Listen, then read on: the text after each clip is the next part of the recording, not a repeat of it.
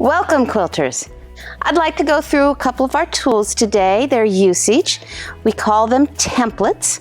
Templates are for using with machine quilting and with drawing. We don't call them rulers, although the entire industry does. We manufacture both rulers and templates, so for us it's important to make a distinction. Rulers are for measuring and templates are not. In order to machine quilt with templates, you must have a ruler foot on your machine. Now, a ruler foot is round. It is a 1/2 inch from outside edge to outside edge, and it is thick or tall walled so that you cannot put the foot underneath the template, which would put the template between your foot and your needle, and it's never a good thing when that happens. If you have a long arm, your machine probably came with the appropriate foot. Please check with your manufacturer. If you have a home machine, your foot probably does not come with your machine. So please, again, go talk to your dealer or your manufacturer. A number of manufacturers are making a ruler foot for their machine. For those manufacturers who are not making a ruler foot, you can purchase ruler feet from people like Westerly Designs, Accents on Designs, who makes the Clarity foot. There's some choices out there for you. But make sure when you purchase your foot, the foot can be used for all manufacturers of templates. The last thing you want to do is limit yourself in what you can purchase in the way of templates if they can only be used with the templates that the manufacturer of the foot makes. There are some other things that make template quilting a lot easier too. Having a large surface. If you've already put your home machine in a cabinet, you're good to go.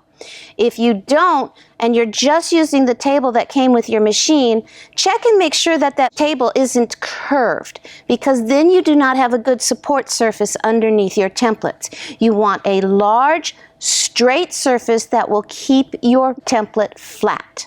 You may want to get a slider or a sew slip. It helps to allow my fabric to move easier. I don't want to be having to push hard on my fabric as I'm moving my template around. If your template does not already come with fabric gripping actions like ours do, then you may want to add Grips Dots spray to help grip your fabric. Machine quilting with a lap quilt or a queen size quilt, you need to get that quilt under control. You can use things like weightless quilters, or you can get quilt clips or those hair clips and roll your quilt so that you have it under control. You don't want the quilt dragging on either side to offset your quilting. And the last thing you definitely need to have is some marking tools and rulers or stencils, because you're going to want to be able to mark your fabric so that you can line up and use your templates in straight lines, or if you're doing block designs, you want to have lines so that you can make sure your block design is nice and even. These are called registration marks, and they come in very handy. Now, there's one more thing that some quilters like to use. I'm not real fond of them personally, but that is because my hands get very hot. And that is gloves. Some people find it extra helpful to have gloves to hold onto the fabric and the template. I use these primarily on smaller templates to give myself some extra grip. Find what works best for you. This is our cable tool. It is going to create the design that you see right here in a continuous line design. This is a collaboration between my brother and I. I kind of figured out how it could be done continuous line, and he figured out the most economical way to put it on a template. If you want, there are step-by-step instructions that are free downloads off our website. You are more than welcome to go get them and follow along in the video. There are some important things to know about this template. This is one of the few templates that has a stitch direction. It is important to pay attention to your stitch direction. And then there's a whole bunch of letters. And as long as you can go A, B, C, D, E, F, G, H, I, you're good to go. So we're going to start. I took a ruler and I marked a line down the center of what would be a border. I'm going to start by finding the A on my template. And I'm going to line up the dotted lines that go from A to the other end of my template, making sure that my stitch direction arrow is in the direction that I'm going to be stitching. Since I'm going to be stitching down or away from me, that's the direction the template is going to be. I'm going to put my foot down so that it is at A, line up my template, drop my needle. I'm going to get a couple of them to lock in my stitches. All right, and I am now going to stitch from A to B. I'm going to look for C, which is right here. I'm going to move my template over, line up my foot on C, and then line up the dotted lines on the drawn line of my border. And I am lining up the stitch line as close as I can to the magenta line.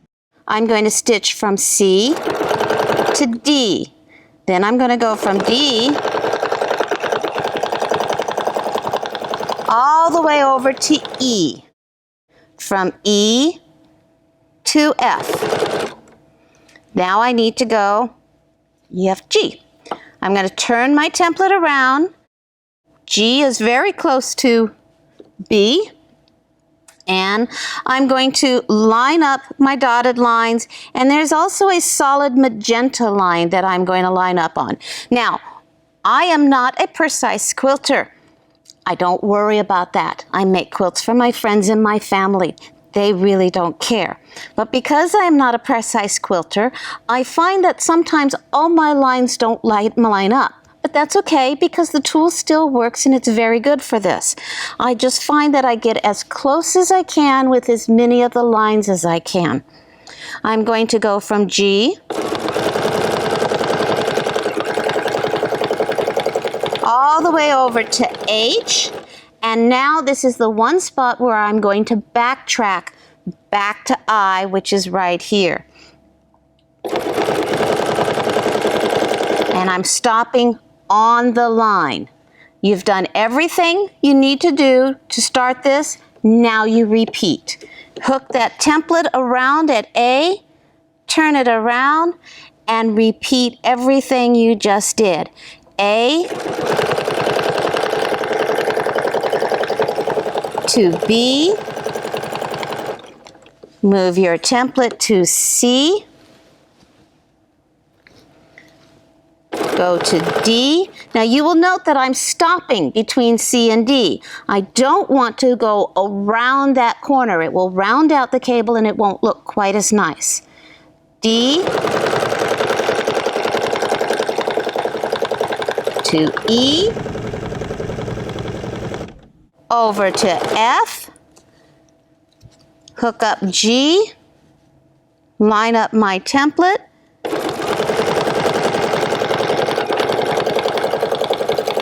to H, backtrack to I, and repeat. Now, if you just want to end your quilt without just going off the border, you can just keep going and let that slide off the border and you're good. If you want to have a finished design, such as here, then you are going to have to do a couple of more details. So let me get down to the end. We're at A. We're backtracking to I. All right, I'm going to swing around, but since I want to end this piece here, I'm not going to use the whole template. I'm going to stop where my template is, where my stitching is down here. So I'm only going to go from A until I reach the bottom of my stitching. Okay? I'm going to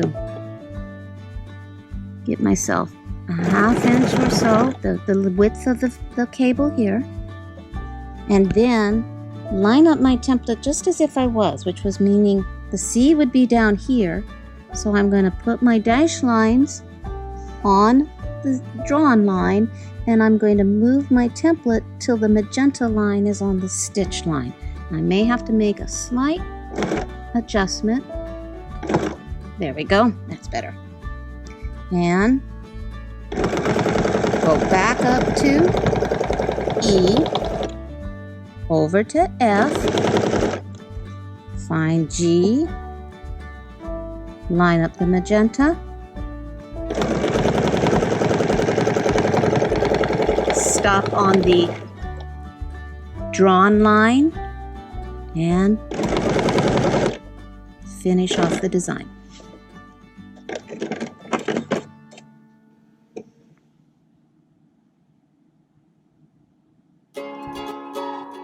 I'd like to introduce to you our clamshell. We have a clamshell that has 4 clamshells on one tool. There is a 1-inch, a 2-inch, a 3-inch, and a 4-inch clamshell.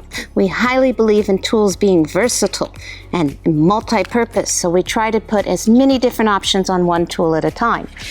We have instructions. You can follow along with step-by-step instructions that are free download off our website from our product page. So everybody knows what a clamshell is, right? This is a 1-inch clamshell. So let's start by showing you the simplest of the clamshells, and then I'll show you a couple of things that might be a little bit more fun. So we're going to start with a straight line drawn on this fabric. Now you could be using the seam of your block. If you were doing this all inside of a block like here, this could be your seam and you wouldn't need a line. I'm working with just a plain piece of fabric, so I need a line, because trust me, I cannot go in a straight line without a line. All right, I'm going to line up the lines on my template with the drawn line or the seam. I'm going to drop my foot and drop my needle. It doesn't matter if you go from left to right or right to left. This tool is ambidextrous and you can go any direction you want.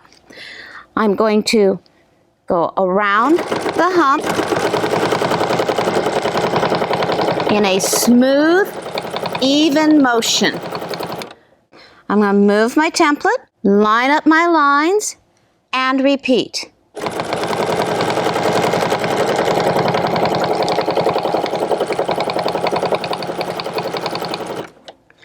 Move my template. I'm going to put just 2 in right now to finish off this design.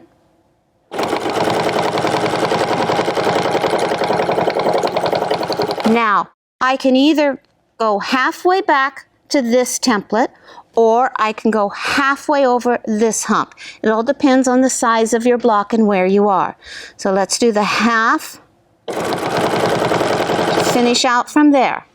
Now, when I move my template, I'm going to go up, putting my template into the foot into the hole for the template, and I'm going to line up the etched lines on my template with the stitched lines that I have the top of the humps of the clamshells. That's my new registration. I'm going to then go in the opposite direction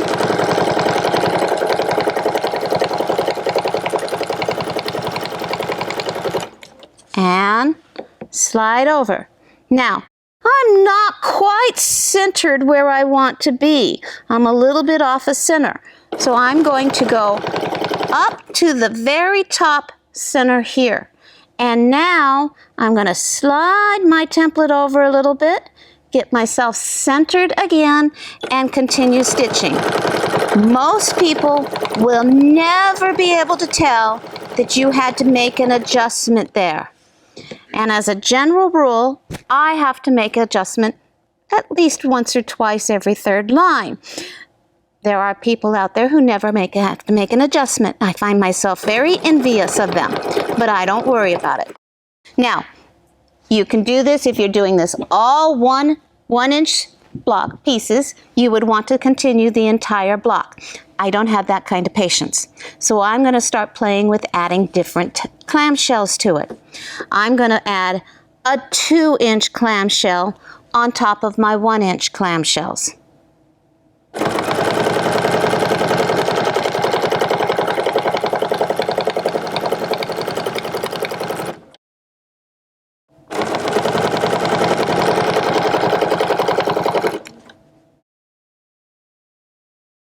All right, and then we would slide up, and this time, to keep everything even, I'm gonna go half here, back down, and continue on.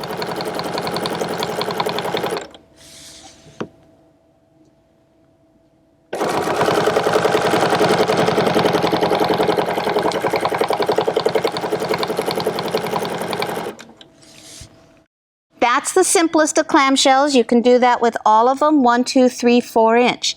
I want to show you a couple of options for fun ideas. So, I've got a second line drawn on here. I'm going to drop that foot down, drop the needle onto my line up my template, and I'm going to put in 6 1-inch clamshells.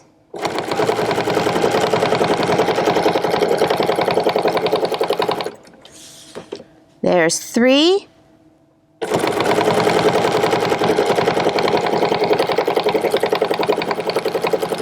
There's 6. I'm going to turn it around to the 3-inch clamshell and return my path.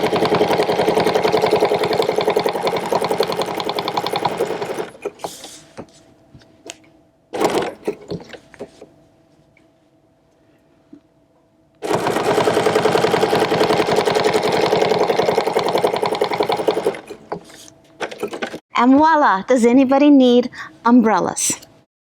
This is the 2-inch clamshells with a 4-inch below it. This one is the 1-inch and the 2-inch. You can use them to fill in, put in clamshells and add fills to your designs. Do work with combinations to see what might come out. And you can always have lots of fun.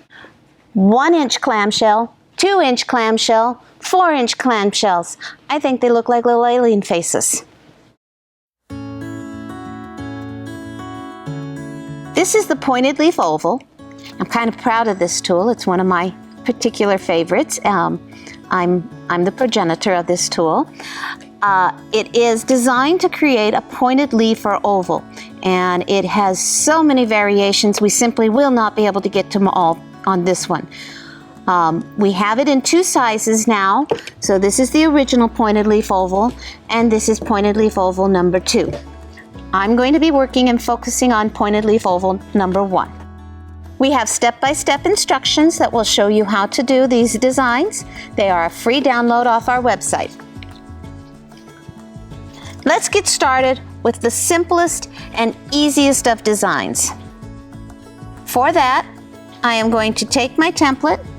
I have a line drawn on here. This is a blank piece of fabric, and so I don't have any seams that I'm going to line up with the lines that I've drawn in there. I could be working on the seams and then I wouldn't have any drawn line.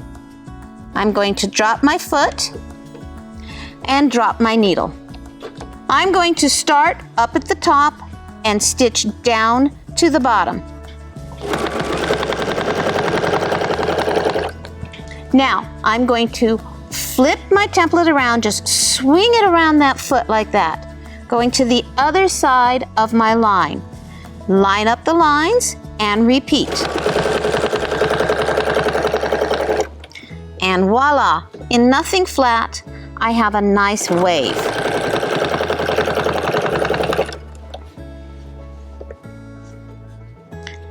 Now, when I get down to the bottom, a wave is nice, and I could use this for all kinds of embellishment ideas. I'm not an embellisher, so I'm going to create a chain. So I'm going to flip that tool around, line up my lines, and return my direction.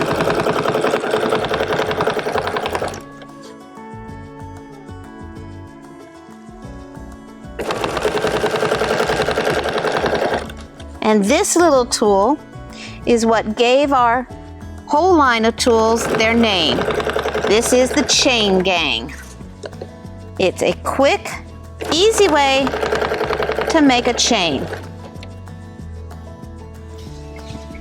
All right, now I want to show you a quick, easy way to make this tool look really intricate, but not actually be intricate. So we're back up at the top. We're gonna tie off that line. I'm going to raise my needle, go halfway down the design, and drop my needle back on the line. Line up my tool again and repeat the design.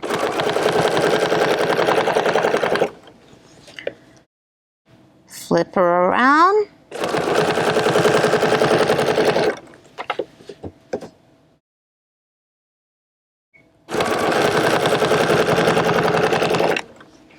One more.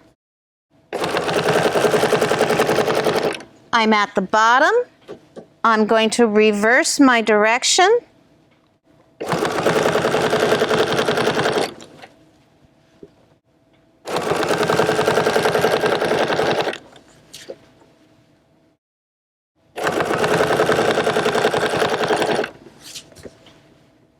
And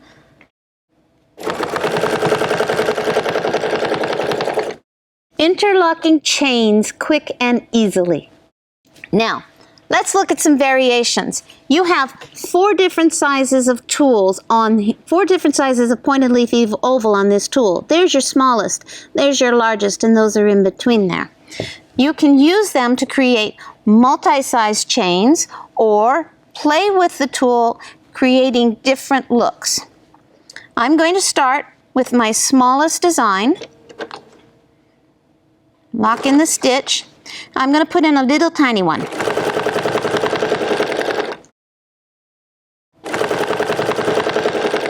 Now, I'm going to pick either one of the longer ones. I have a short piece here, so I'm going to go with the shorter of the 2 longer. And I'm going to stitch down. Now I'm going to put in a little one again.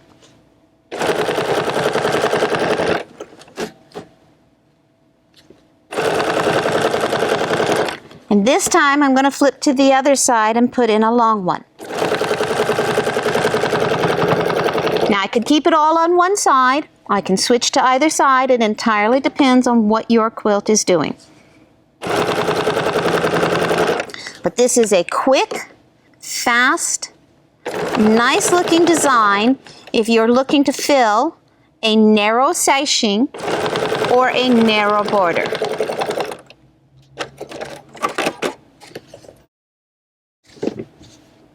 Now this is the beginning of any number of variations that you can do with your template. As you can see here, here's a little one, a larger one, 2 little ones, larger one. You can even do 3 little ones and larger ones. And if I were to do the design that we started here, like so, and I came back up, so I would have gone a little one and down, a little one and down, a little one and down, a little one and up, a little one and up. You have a lot of variations just with the start of this design. Let's look at using the next largest size. I'm going to find the smallest one, go to the other side of my line, and reverse my direction. Go back to my larger one, and go forward. Go back to my small one, and go backwards. Forward, and backwards.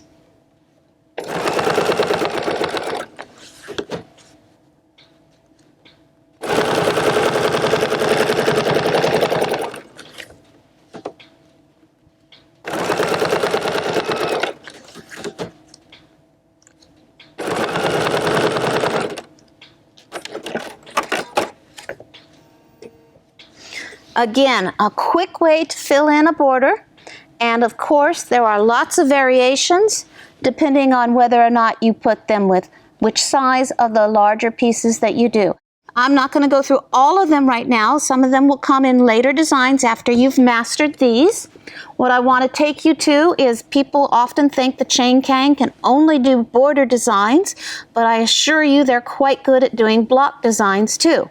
So I've prepped a couple of pieces here, and I have 2 squares. I have used my stencils to mark registration marks on these squares because they are blank squares. If they are a piece square and you can use the seams for more like a 4-patch, then you're good to go. I'm going to start with what's called an 8-point grid. So there's 1, 2, 3, 4, 5, 6, 7, 8 lines that I'm going to line up on. I'm going to drop my foot and put that needle smack dab in the center. I'm going to use the larger one, so I'm hooking the template around my foot, lining up those lines on my marked lines. And I'm going to stitch all the way down to the end of my template. Slide that template around the foot, returning to the center. Reversing my direction. All right, get myself in the center there. I'm going to take the template, rotate to the next axis point, which is the diagonal one, and repeat.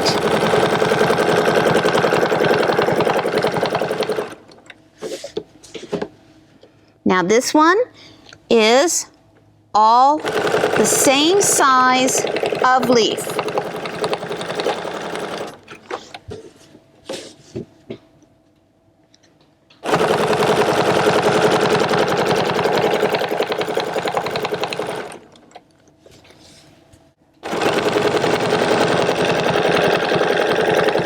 Because it is the same size of leaf, your design will come out circular looking.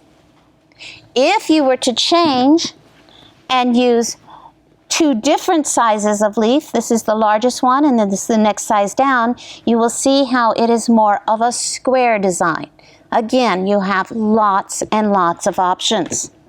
Just so you can see what the difference is between the pointed leaf oval number 2 and pointed leaf oval number 1. There are the 2 similar designs. I hope you had a lot of fun with me. I certainly enjoyed doing these tools. I find the tools to be so much helpful for somebody who simply cannot draw and cannot freehand. Tools let me be creative. So I encourage you to sit and play with your tools because play is so much more fun than practice. Enjoy the tools, and if you have any questions, please feel free to contact me at Quilter's Rule. Our phone number is 800-343-8671, or you can always send us an email to customerservice@quiltersrule.com. Thank you and have fun quilting.